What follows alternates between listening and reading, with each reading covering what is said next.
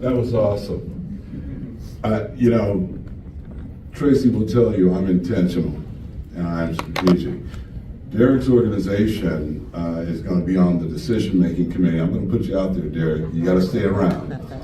Rick said that I'm always in the hot seat. That's totally true. It's very hot. There is a big grant opportunity called the Implementation Project, and his organization is going to be making decisions and analyzing the proposals and the applications on that. Multi-million-dollar. And it's not about equal decision. The proposals will be evaluated based on merit. So all of you folks that are in here, pay attention. This is an opportunity. We talked about funding. It was right in front of you.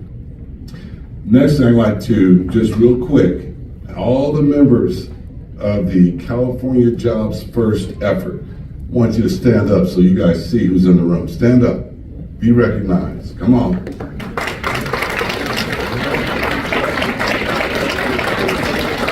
These folks have been in it.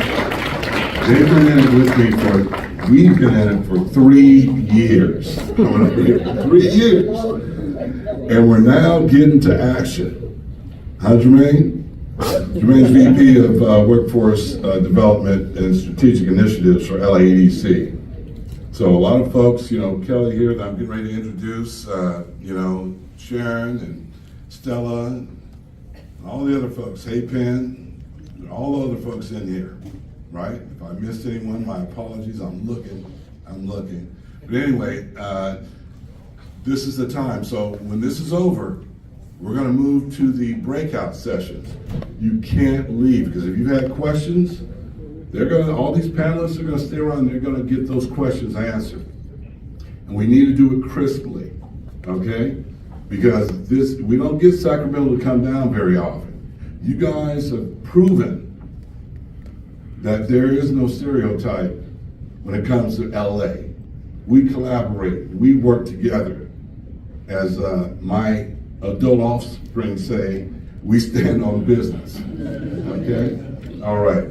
So thank you again, Derek, for joining us today and sharing all the great work at GoBiz. Next, I'd like to introduce our featured speaker of the day, Kelly Lobianco. Kelly and I served as steering committee members. I was the inaugural chair of the steering committee. And she's the first director of LA County Department of Economic Opportunity. That's a tough job. And she's already done some great things and doing great things and will do great things. She has, in the past, she has done a lot of work around economic development, and this Central Economic and Workforce Development Agency of LA County, which she is the director, they are all over the place in terms of showing up and making a difference, and here she is here front and center. You know, the people could be doing other things. She's here to talk to you. And, you know, at the end of the day, her department seeks to unlock the vast potential of our local workers and small businesses. She wants to drive new, competitive investment that creates quality jobs, not just jobs. And a lot of these thriving careers are going to evolve into business owners. Keep that in mind.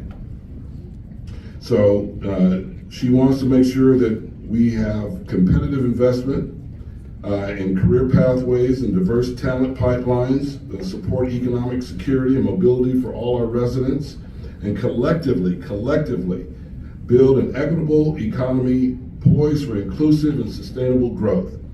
Kelly was appointed director in July of 2022, and she has joined the county in 2021 to support the department's establishment. So please give a rounding applause to Kelly Lobianco.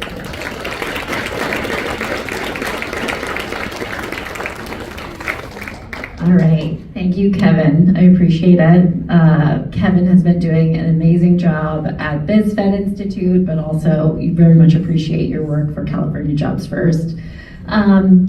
As you just heard, I'm Kelly Lobianco, Director of the LA County Department of Economic Opportunity. So glad to see so many friendly faces in the room. You know, unlike Derek, I knew I wanted to do workforce development from when I was 2 years old. Just kidding. Nobody really knew what that was.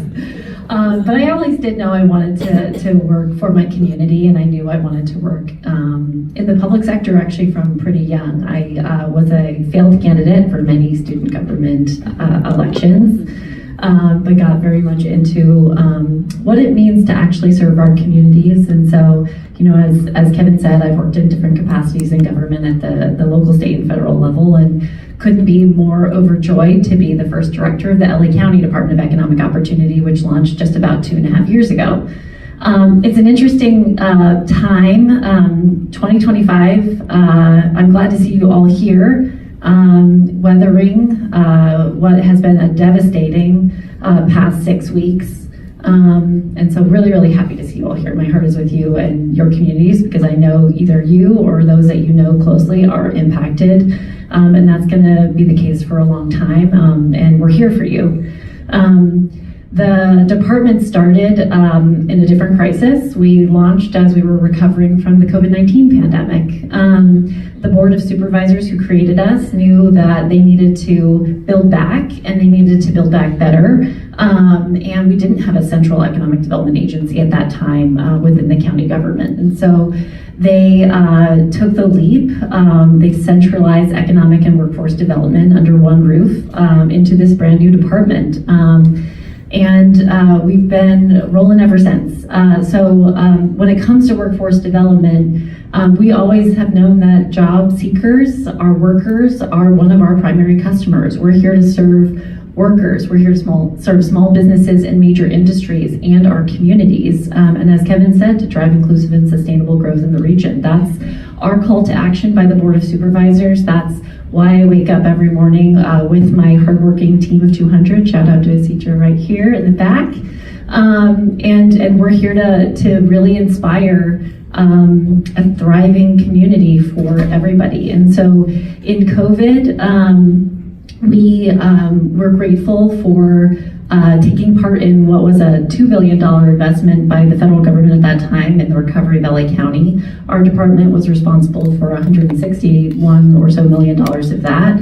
So right off the bat, we worked with many folks in this room to launch our Safer at Work campaign to ensure that our businesses and their workforce had access to the latest public health information and PPE and COVID test kits. We supported thousands of folks through our American Job Centers of California in connecting to rapid reemployment, to paid training and transitional work while they got back on their feet. We launched high road training partnerships, which are industry-informed and worker-informed training programs, whether it's in the creative economy or aerospace and healthcare, to ensure that we are building a pipeline of qualified talent for our major industries here in the region so that they can continue reinvesting. We also are, as Kevin mentioned, supporting our small business community, our entrepreneurs and our small businesses. We're still launching entrepreneurship academies with many folks in this room too, driving training and technical assistance and getting capital out there. We just launched a $10 million commercial acquisition fund that supported nonprofits in purchasing vacant property here in LA County. That's going to go to community serving business, ensuring that we have anti-displacement as development happens, and that our local small businesses have a place to continue to serve. So there's been a lot of activity with COVID-19, and that sort of kicked us off, and seeing how we can leverage these federal dollars to drive the mission and vision of the department. We also went through a process that's we're still going through actually, which is to modernize our public workforce system. Our department runs the LA County Workforce Development Board and 18 America's Job Centers of California. And we support hundreds of thousands of workers throughout the region, thousands of businesses as well, as they look for hiring and training support to meet their workforce needs. And we've got a different way of doing business on our mind, whether it's making sure that we're creating local measures of success, that we are incentivizing quality jobs, that we're focused on our priority populations and our high growth sectors. We know that we need to do things a little bit differently to make sure that we meet the needs of 2025. All right, got my 2-minute warning. All right, but we'll talk about the last 6 weeks too. We know that right now we are in sort of fire and windstorm response, and we have a long recovery ahead. And in that recovery, we know that we're going to need to support a qualified workforce and to support our dislocated workers. We know that we have tens of thousands of displaced families right now. A couple of things that I just want folks to know about our department is, one, you can come to us for information. We've got teams at the disaster recovery centers every single day and have been since January, helping workers and businesses figure out their next steps, whether it's the structural loss they faced or revenue loss. We also know that displaced businesses may need to find new spaces to do their business. So we launched a free platform called Business to Business Space Share, B2B Space Share.lacounty.gov. We'll share it out later. But essentially it's a Craigslist. So if you've got space to donate, you can include it on this site. And if you are a displaced business or nonprofit, you can search listings, and we serve as a matchmaker in the short term. And we also know capital is important right now. So we have launched the LA Region Small Business and Worker Relief Funds. Those are with applications open now. If you go to LAregionfund.lacounty.gov, we'll share again all this information out. But workers who have been impacted, either their employment or income, may be eligible for $2,000 grants, cash grants right now. Small businesses and nonprofits that have faced loss in the fire zones and in the evac order and warning zones may be eligible for a $2,000 to a $25,000 cash grant. We're also supporting folks in getting their SBA disaster loans, connecting to unemployment insurance and disaster unemployment insurance, and their FEMA disaster assistance, all with due dates coming up March 10th. But folks don't have to do it alone. They can do it with our public workforce system and our LA City and LA County Business Source, Work Source Centers, America's Jump Centers, and our Office of Small Business. So we encourage folks to stay tuned. And so in addition to that, I hope you stay in touch with the Department of Economic Opportunity, because we're here to think not only about our response and recovery because of disasters, but we have a lot of other investments coming to the region, whether it's LA 28, whether it's the infrastructure dollars coming in, and we want to make sure that we are inspiring that inclusive and sustainable growth in the region, and that we're here to meet all of your needs. So thank you so much.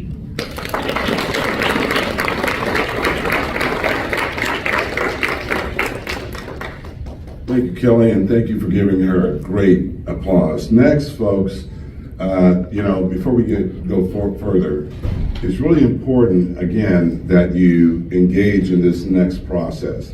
We haven't let you ask questions for a reason, because we want to keep you here. And if you stay through this process, there's going to be a nice lunch waiting for you, okay? All right, is that incentive? Okay, so what we're going to do next is all the panelists, I want you to stay here with me, and we're going to go into breakout sessions. See, this isn't just about people talking at you and leaving. We want to make this experiential. One of my board members, stand up, Ruth Dreisendos. This is her idea.